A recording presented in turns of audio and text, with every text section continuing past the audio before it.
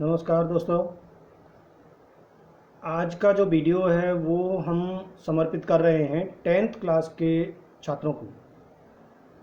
10th class के छात्रों के लिए ये स्पेशली बनाए हैं और इसका जो विषय है आज का सामाजिक विज्ञान का समकालीन भारत, और ये भूगोल विषय है।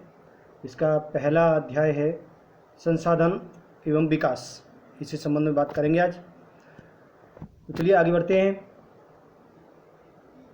सबसे पहले इसके संसाधन के प्रकार कैसे हैं। संसाधन के प्रकार के थोड़ा सा एक आधार लेके चलेंगे। सबसे पहले है उत्पत्ति का आधार। उत्पत्ति का आधार मतलब ये संसाधन कैसे उत्पन्न होते हैं। तो इसके दो प्रकार हैं, जैव और अजैव। छात्रों, ये आपने विज्ञान में भी पढ़ा होगा, सजीव और निर्जीव। तो वही चीज़ें हैं।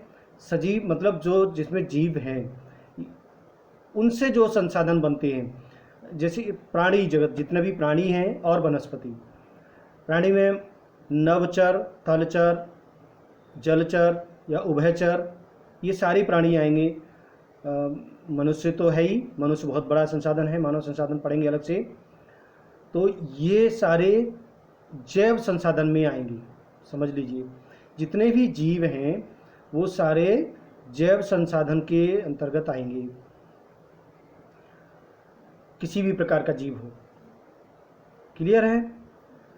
अब दूसरे की बात करते हैं, अजैव, जिनमें जान नहीं होती है, यानी निर्जीव हैं।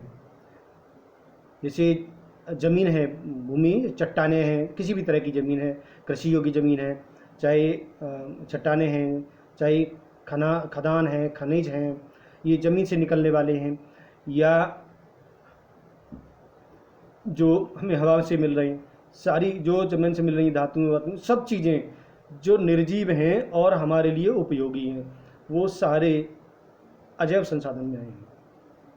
तो ये समझ लीजिए, उत्पत्ति के आधार पर केवल दो हैं, सजीव यानी जिनमें जीव है, जान है, उनके आधार पर, और एक निर्जीव यानी अजैव संसाधन। क्लियर है। अब हम आगे बात करेंगे कि समाप्यता के आधार पर। समाप्यता मतलब ये समाप्त हो सकते हैं कि नहीं हो सकते हैं। तो नंबर 1 इसमें है नवीकरण योग्य संसाधन। नवीकरण योग्य का मतलब है कि उसको दोबारा हम उससे लाभ ले सकें, ऐसा संसाधन जिससे हम दोबारा भी लाभ ले सकें। और वो है सौर ऊर्जा। ये कभी ख़त्म होने वाली नहीं है, ये हमेशा ये प्रकृति में चलती रहती, बनी रहेगी जब तक सूरज है। ये बहुत बड़ा स्रोत है ऊर्जा का, सौर ऊर्जा। पवन ऊर्जा ये कभी ख़त्म होने वाली नहीं है, ये समाप्त होने वाली नहीं है। तो ये इस तरह के ये हमेशा रहेगा।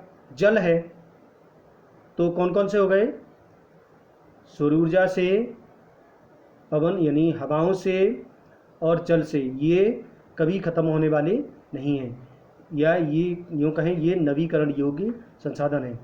अनवीकरण योग्य संसाधन जो दूसरा है, इसका अनवीकरण का है मतलब है कि जो हम आसानी से, ये ध्यान रखिए, आसानी से हम उसका दोबारा उसको नहीं बनाया जा सकता। जैसे अभी हम देख रहे हैं खनिज हैं।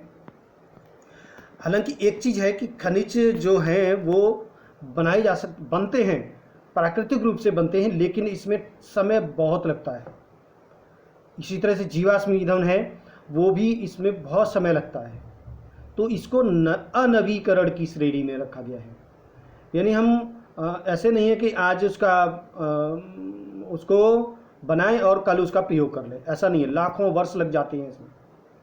तो इसलिए इसको अनवीकरण संसाधनों में रखा गया है। जितने भी खनिज वगैरह हैं, देखिए ये सब जानना जरूरी इसलिए है क्योंकि हम इनका उपयोग बहुत अधिक मात्रा में कर रहे हैं, और इसका थोड़ा सा हम बैलेंस बना के चलें। आगे और पढ़ते हैं, और कौन कौन से प्रकार हैं। आगे है स्वामित्व के आधार पर। स्वामित्व मतलब मालिकाना हक। उसका मालिक कौन होता है, संसाधनों का मालिक कौन होता है? तो सबसे पहले व्यक्तिगत। व्यक्तिगत मतलब एक इंडिविजुअल, जैसे कह सकते हैं अंग्रेजी में स्वामी या मालिक, एक ही बात है। तो जैसे इसमें वो संसाधन आती हैं, जैसे कृषि योग्य जमीन है और एक किसान के नाम है, उसके नाम है, जो मालिक है तो वो उसी की है।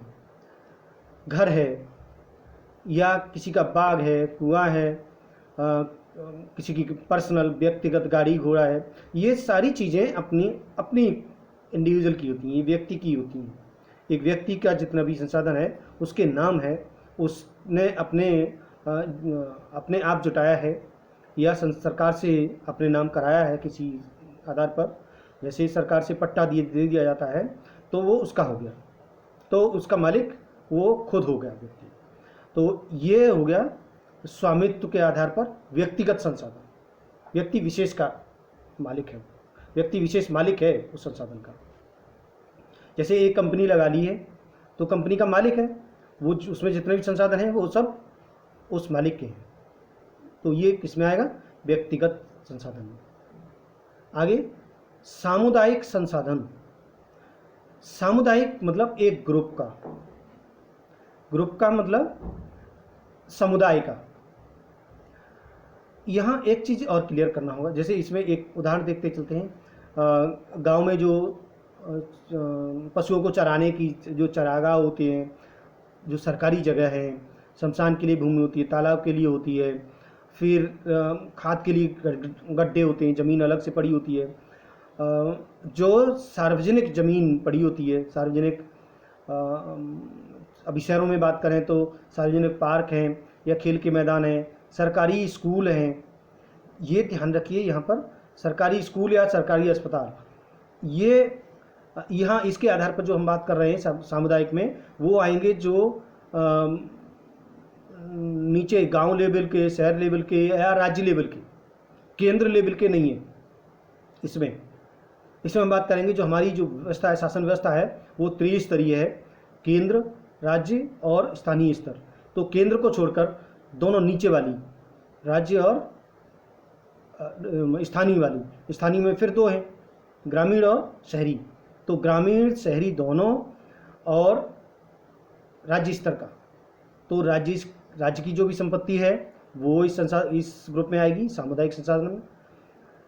और दूसरा शहर या नगर पालिका, नगर निगम, इनकी जो ज़मीन है या जो भी संसाधन है, इनके पार्क वगैरह बनाए हुए हैं, खेलने के हैं, या जो भी संसाधन जुटाए हैं, पानी से संबंधित है, सड़कें हैं, ये सारी इसी सामुदायिक संसाधन में आएंगी। स्कूल हैं, अस्पताल हैं। लेकिन केंद्र के अस्पताल, जैसे आगे हम बात कर लेते हैं राष्ट्रीय संसाधन है। तो दो हो गए, व्यक्तिगत, एक व्यक्ति विशेष के संसाधन है, व्यक्ति विशेष के नाम है, मालिक उसका एक व्यक्ति है। ऐसे संसाधन व्यक्तिगत आते हैं। और जो सरकार के हैं, सरकार के, चाहे स्थानीय सरकार हो या राज्य सरकार हो, केंद्र सरकार नहीं है इसमें, तो ऐसे संसाधन सामुदायिक संसाधन में आएंगे। अगला बात करते हैं राष्ट्रीय संसाधन, जो हमने छोड़ दिया है सबसे पहले केंद्र सरकार के अधीन। जैसे रेलवे है, सड़कें हैं, उसमें नेशनल हाईवे आएंगे। नेशनल हाईवे जितने भी हैं वो सारे केंद्र सरकार के हैं। तो नेशनल हाईवे, खनिज, जितने भी खनिज हैं वो सारे केंद्र सरकार के अधीन हैं। जल, वो सब केंद्र सरकार का है। वन, सब केंद्र सरकार का है। और एक चीज़ खास, समुद्री किनारे की, जो समुद्र के किनारे जो क्षेत्र है, वो 12 समुद्री मील या यूँ कहें लगभग 22.5 किलोमीटर होगा तक, समुद्री तट से 12 समुद्री मील या 22.5 किलोमीटर दूर तक समुद्र में जो भी संसाधन होंगे जो भी सागर या महासागर में संसाधन होंगे वो उस देश के होंगे, वो राष्ट्रीय संसाधन में आएंगे। ध्यान रखिए, इसका जो मुख्य बिंदु है, जो तटीय वाला 12 समुद्री मील के दायरे में जितने भी संसाधन होंगे वो उस राष्ट्र के होंगे, उस देश के होंगे, वो राष्ट्रीय संपत्ति में आएंगे, किसी राज्य के भी नहीं होंगे, राष्ट्रीय संपत्ति में आएंगे, राष्ट्रीय संसाधन में आएंगे। क्लियर है? अब बात करते हैं अंतर्राष्ट्रीय संसाधन। दोस्तों, अंतर्राष्ट्रीय संसाधनों में विशेषकर जो समुद्री, यानी किसी देश का जिस पर कब्जा नहीं है, किसी देश के अधीन वो संसाधन नहीं है, तो वो कौन से हो सकते हैं? वो ये हो सकते हैं, जैसे हमने बात की 12 समुद्री मील तक, यहाँ तक संसाधन तो उसके हैं, लेकिन जो समुद्र का उपयोग कर सकता है अपनी सुरक्षा के लिए, विशेषकर अपनी सुरक्षा के लिए, वो है 200 समुद्री मील। 200 समुद्री मील तक समुद्र है, तो जैसे भारत और श्रीलंका के बीच में समुद्र है, लेकिन 200 इतना नहीं है, तो फिर दोनों के बीच में समझौता हो जाता है, दोनों देशों के बीच में, कि कितना कितना होगा। अगर बीच में कोई देश नहीं आता है, उस केस में 200 मील तक जाएंगे। ये कोई ज़रूरी नहीं है कि देश बीच में आ रहा है तो हम 200 मील तक ले आएंगे, तो झगड़ा हो जाएगा। अच्छा, एक चीज़ और है, ये अंतर्राष्ट्रीय मामलों में जब ये विवाद उठता है तो विवाद इसका इंटरनेशनल कोर्ट, अंतर्राष्ट्रीय न्यायालय में सुलझाया जाता है। ये कोई भी विवाद है तो अंतर्राष्ट्रीय कोर्ट, जो न्यायालय है, वहाँ ले जाया जाता है और वहाँ से इसका निर्णय होता है कि इसका क्या समाधान हो सकता है। तो ये मेरे ख्याल से समझ गए होंगे। व्यक्तिगत संसाधन जो एक व्यक्ति विशेष के हैं, व्यक्ति विशेष उसका मालिक है, वो व्यक्तिगत में आएंगे। सामुदायिक में 2 स्तर की, राज्य स्तर और स्थानीय शासन के अधीन, चाहे ग्राम सभा की ज़मीन हो या शहर की ज़मीन हो, जो त्रिस्तरीय में हमने बताया, तीसरा स्तर है जो स्थानीय स्वशासन जिसको कहते हैं, स्थानीय सरकार भी कहते हैं, वो 2 भागों में है, शहरी और ग्रामीण। तो ग्रामीण क्षेत्र का संसाधन हो या शहरी क्षेत्र का संसाधन हो या राज्य सरकार का संसाधन हो, राज्य सरकार की जितनी सड़कें वगैरह हैं या राज्य सरकार की ज़मीनें हैं, चाहे शहर में हो या गांव में हो, या राज्य सरकार के द्वारा या स्थानीय स्वशासन के द्वारा बनाए गए पार्क वगैरह हैं या खेल के मैदान हैं या जल के कोई संसाधन हैं, ये सारे संसाधन सामुदायिक में आएंगे। अस्पताल हैं, स्कूल हैं, ये सारे सामुदायिक में आएंगे। और राष्ट्रीय में जो केंद्रीय लेवल के हैं, जैसे केंद्रीय विद्यालय है, वो केंद्र सरकार का संसाधन है, या जो अस्पताल है जैसे एम्स है वो सरकार, केंद्र सरकार के अधीन आएंगे। या जैसे IITs हैं, NITs हैं, IIMs हैं, जो केंद्र सरकार की संस्थाएं हैं, वो सारी किसके संसाधन हैं? केंद्र के में, यानी राष्ट्र के, वो राष्ट्रीय संसाधन। तो इसे कर यही है। बाकी तो हम जानते हैं खनिज वगैरह हैं, आगे चल के और पढ़ेंगे। खनिजों का जो समान वितरण करने के लिए ये सारी केंद्र सरकार ही जिम्मेदार होती है। तो ये राष्ट्रीय संसाधन है। आगे चल के अंतर्राष्ट्रीय संसाधन जो किसी राष्ट्र के नहीं होते हैं, राष्ट्र के अधीन कौन से होते हैं? 200 समुद्री मील तक का जो क्षेत्र है वो उस देश का होगा, उससे आगे का क्षेत्र है वो अंतर्राष्ट्रीय क्षेत्र में गिना जाएगा, और फिर उसका अंतर्राष्ट्रीय लेवल पर उसका बंटवारा होगा, कैसे क्या होता है। और इसका कोई विवाद हो जाता है तो ध्यान रखिए, इसका कोई विवाद होता है तो अंतर्राष्ट्रीय न्यायालय में इसका निराकरण होगा। तो समझ गए होंगे आप 4 प्रकार के, व्यक्तिगत, सामुदायिक, राष्ट्रीय और अंतर्राष्ट्रीय। इसके आगे बात करते हैं जो और हैं हमारे संसाधन, वो हैं विकास के आधार पर।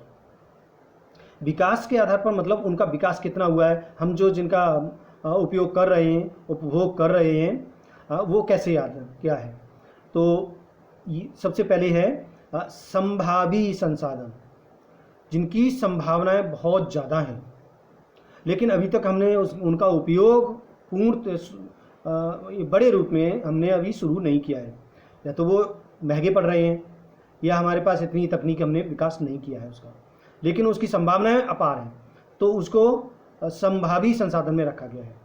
जैसे पवन ऊर्जा और सौर ऊर्जा, ये खत्म होने वाली नहीं है, इसकी अपार संभावनाएं हैं, संभावनाएं बहुत हैं, लेकिन अभी तक हमने विकसित नहीं किया है उसको, उस ऊर्जा को हमने उपयोग में लाने के लिए भी विकसित नहीं किया, उस तरह की ऊर्जा हम उपयोग में नहीं ला रहे हैं, लेकिन संभावनाएं बहुत हैं। ये ध्यान रखिए, संभावनाओं से संबंध है इसका, तो संभावनाएं बहुत हैं, वो संभावी में आएगा। विकसित में वो आएगा जिसका विकास हमने कर लिया है और अब उसका उपयोग कर रहे हैं। जैसे पेट्रोलियम गैस है, कोई भी पेट्रोलियम पदार्थ है, उसका उपयोग हम कर रहे हैं, विकसित भी कर लिया है, निकाल रहे हैं, आराम से यूज कर रहे हैं, तो इस तरह से विकसित साधन में आएगा। ये तो बिल्कुल सीधा सा है, विकसित में जो जिसका हम उपयोग अपने जीवन में कर रहे हैं, तो ऐसे संसाधन विकसित में आएंगे। भंडार अब चीज थोड़ा सा अंतर है संभावी और भंडार में। देखिए, संभावी में हमने तकनीक खोज ली है, उसका उपयोग हम कैसे कर सकते हैं, लेकिन बड़े रूप में अभी हमने उपयोग करना शुरू नहीं किया है। लेकिन भंडार बहुत है, लेकिन अभी हमने उसकी तकनीक नहीं खोज पाई है कि वो किस तरह से हम उसका उपयोग करेंगे। जैसे जल में हाइड्रोजन के रूप में ऊर्जा। दोस्तों, अभी कुछ बातें चल रही हैं कि पानी से गाड़ियां चलेंगी। पानी से गाड़ियां चलने का मतलब वही है कि पानी से हाइड्रोजन अलग किया जाएगा। जैसे पानी में दो तत्व होते हैं, हाइड्रोजन और ऑक्सीजन, H2O, उसका सूत्र आपने पढ़ा होगा साइंस में, H2O, तो हाइड्रोजन और ऑक्सीजन, इसको अलग तोड़ के अलग किया जाएगा हाइड्रोजन को फिर, जबकि देखिए दोनों एक ज्वलनशील है, हाइड्रोजन बहुत बड़ी मात्रा में ज्वलनशील है और ऑक्सीजन उसको सहायता करता है जलाने में। अग्नि के लिए ऑक्सीजन बहुत आवश्यक होता है। दोनों तत्व हैं लेकिन जलते नहीं हैं पानी, और वो बुझाते हैं। ये केमिकल है इस तरह का, ये प्रकृति है उसकी, ये उसकी विशेषता है। तो अब उसको हम अलग करें तो थोड़ा सा जो तकनीक है ये थोड़ी सी टफ है, अभी लगे हुए हैं, अभी इसका कोई हमने समाधान निकाला नहीं है, इसकी तकनीक अभी खोज नहीं पाई है। तो संभावनाएं बहुत हैं, तकनीक उसकी नहीं खोज पाई है, ऐसे आएंगे भंडार रिजर्व हैं, तकनीक खोज लेंगे तो हम उसका उपयोग करना शुरू कर देंगे और फिर इसमें अपार संभावना है, कोई कमी नहीं है। अब बात करते हैं, चौथा है संचित कोष। संचित कोष मतलब जिसका हम उपयोग कर रहे हैं और उसको हमने उसका रिजर्व किया हुआ है, बहुत ज़्यादा मात्रा में नहीं कर रहे हैं। देखिए, अब दूसरा जो संभावी था, विकसित संसाधन, और इसमें दो हैं, संभावी और भंडार, इसमें थोड़ा थोड़ा सा अंतर है। संभावी में हम उपयोग कर सकते हैं लेकिन कर नहीं रहे हैं, उसको बड़े रूप में हम उपयोग उसका नहीं कर रहे हैं, अभी उतना हमने विकसित नहीं किया है उस संसाधन को, लेकिन संभावनाएं बहुत हैं, उसको कभी भी कर सकते हैं। दूसरा, विकसित में उपयोग हम कर रहे हैं, उसने अब तकनीक खोज ली है और उसका उपयोग हम अभी कर रहे हैं, ये दोनों में फ़र्क है। उसका नहीं कर रहे, तकनीक दोनों की है, उसका कर रहे हैं और इसका विकसित का कर रहे हैं और संभावी का नहीं कर रहे हैं। और भंडार में है लेकिन उसकी तकनीक नहीं है, भंडार में बहुत है, तकनीक नहीं है। संचित कोष में तकनीक है लेकिन उसका उपयोग हम बड़े रूप में नहीं कर रहे हैं, रिजर्व किया हुआ है, और इसका ये महंगा भी नहीं है संचित कोष, इसको हमने इसको संचित कोष की में लाया जाएगा। जैसे वन है, हम इसको बिल्कुल संतुलन बनाए हुए हैं, तो इस तरह के ये संचित कोष में आएंगे। तो 4 प्रकार के हैं ये भी। संभावी समझ गए होंगे, संभावी में उसकी तकनीक हमने खोज ली है लेकिन बड़े रूप में हम उसका उपयोग नहीं कर रहे हैं क्योंकि ये महंगा पड़ रहा है। विकसित में ये इसका उपयोग हम कर रहे हैं। विकसित मतलब हमने उसकी तकनीक खोज ली है और उसका उपयोग भी कर रहे हैं, लेकिन इसका सीमित भंडार है, ध्यान रखिए। ऊपर वाले का हम उपयोग नहीं कर रहे क्योंकि महंगा पड़ेगा, तकनीक खोज ली है इसलिए, और महंगा पड़ रहा है इसलिए हम उसका उपयोग नहीं कर रहे हैं। संभावनाएं बहुत हैं, अपार संभावनाएं हैं। विकसित में संभावनाएं कम हैं, तकनीक खोज ली है और उसका उपयोग कर रहे हैं। भंडार इसका बहुत है, अपार संभावनाएं हैं, लेकिन इसकी तकनीक अभी नहीं खोजी जा सकी है। तकनीक अभी हमने नहीं खोजी है, तो ये भंडार में है, अभी पड़ा हुआ है रिजर्व। तकनीक खोज लेंगे तो उसका उपयोग करना शुरू कर देंगे। संचित में अभी रिजर्व है, उपयोग है, हो रहा है उसका, लेकिन कम मात्रा में हो रहा है। यहाँ एक अंतर है, जो वो वाला महंगा पड़ रहा था ये बहुत ज़्यादा महंगा नहीं है। बांधों से जल बना के ये बिजली बनाई जाती है। तो ये हुए संसाधनों के प्रकार। दोस्तों ये आपको मैं समझ रहा हूँ कि आपके समझ में आ गया होगा, और ये अच्छा लगा तो इसको लाइक करिए, सब्सक्राइब करिए, और दूसरे अपने साथी हैं उनको भी शेयर कर दीजिए, और कमेंट बॉक्स में लिखिए कि आपको कैसा लगा। धन्यवाद।